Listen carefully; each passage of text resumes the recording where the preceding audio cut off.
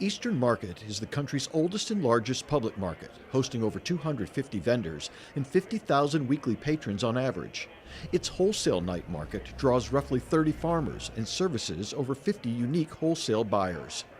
In 2017, members of the Wayne County Farm Bureau met with leaders from Eastern Market to determine the needs of small farmers selling on the retail level and how they could be improved upon.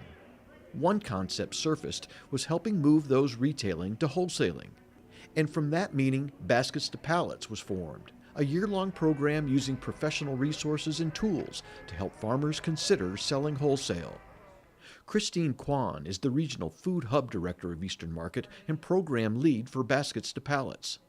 A lot of our wholesale farmers aren't continuing on because the next generation doesn't want to be on the farm anymore, and we're losing them to development and lots of other reasons. We're seeing a steady decline in the number of farmers that are participating in our wholesale farm. So this was one way that I could help generate the next generation of wholesale farmers at our market, and that can be the next wholesale farmers that are selling into not just restaurants, but into our schools and into our hospitals and into our other institutions and into our grocery retailers. Nobody out there is currently looking at them and looking at where we're going to be able to continue those channels, and so I took a stab at it. Farmers enrolled in Baskets to Pallets get assistance from a team of technical advisors from a variety of areas. One is Jeremy Mogtater. He works with growers on one of the modules dealing with on-farm production as they look at the economics of scaling up their exposure to wholesale marketing. I think that all of these folks who are running these farms are entrepreneurial in their nature. They may describe it in different ways and it may look differently, but they're all trying to use their own knowledge and wits and resources to create products and bring them to market, and to do that in a way that serves their customers. They all want to be their own business people and make a living running their own business, and they've chosen to do that as opposed to one of the other many ways people earn a living in the U.S. Because they're driven to succeed in that way, and I think that drive to succeed and to create market-based solutions to some of our needs is a core part of how we get things done. One farmer who participated in the inaugural program was Vincent Santa. He, along with his son Joseph, started Give and Grow Mushrooms LLC in 2011. Today they sell their delicacies at 13 farm markets, along with high-end restaurants and casinos throughout Michigan. We primarily grow blue oyster mushrooms. That is the mushroom that we do the highest volume in. Our wholesale account, they take the majority of what we grow on those. It's a unique mushroom you're not going to find in the grocery store typically. We're trying to get some of our product into some of the grocery stores. Hopefully that'll come down the line. So another mushroom that we grow is lion's mane. Really neat looking mushroom, corally looking. It has a white to pinkish hue, and it's a lobster tasting mushroom, so that's a unique draw to it. But it has a lot of medicinal properties to it as well. It's known to help with dementia.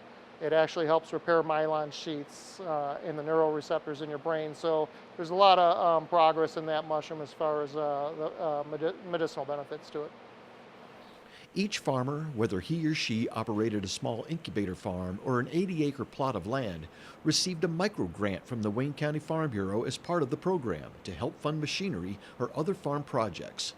Hannah Weber, who supplied many of the items on the menu for the group's celebratory dinner that wrapped up the program, will use her micro-grant to take her farm to a new level.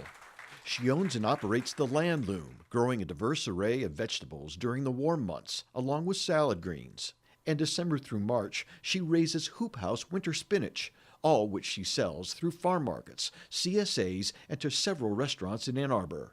My micro grant is going to be going towards almost exclusively to be buying a commercial salad spinner. I've been using kind of the industry standard for super small farms, which is just a laundry machine on the spin cycle, and that works just fine. But it's not kind of officially food safe. It's not perfectly easy to clean, and so this will just be a step up in terms of being able to know that my produce is being washed and packed in a food safe way. Farmers who signed up for Baskets to Pallets received it as a benefit if they were County Farm Bureau members. Those that weren't were encouraged to join in hopes of being convinced after a year that the benefits outweighed the cost. Vincent Santa was one who soon learned it was worth it. During changing our process here, we encountered an issue with the water department. They came out to cite me for a discharge of water, which went out our building, and there was a lot of issue with that. They wanted to shut us down. They were unsure where the water was coming from, what type of contamination it was. So it was a pretty intense moment in our summer activities here at the farm. So they were threatening to fine us immense amount of money per day, which there was obviously no way that I would be able to afford any type of fine. So fortunately, during the week we had a meeting with Baskets to Pallets, and the Farm Bureau was there, and I brought it up in the meeting that I had this situation at hand that was, it was detrimental to the business. And they stepped up immediately. They immediately stopped me in conversation, drilled me with 1,000 different questions, and said that they would take it over from here. And they really did. They took the ball. They ran with it. They helped me write a letter. We had to inform them of what the situation really was, how we remedied the situation, and so on. But it all boiled down to them taking control of it, and I ended up having closed file on it. They let me go completely. So without them, I'd probably still be in court fighting it or something.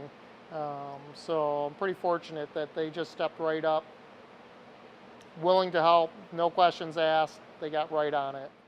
Detroit's Eastern Market and Wayne County Farm Bureau, two organizations who recognized the innovation the Baskets to Pallets program could instill in farmers by setting them up for success.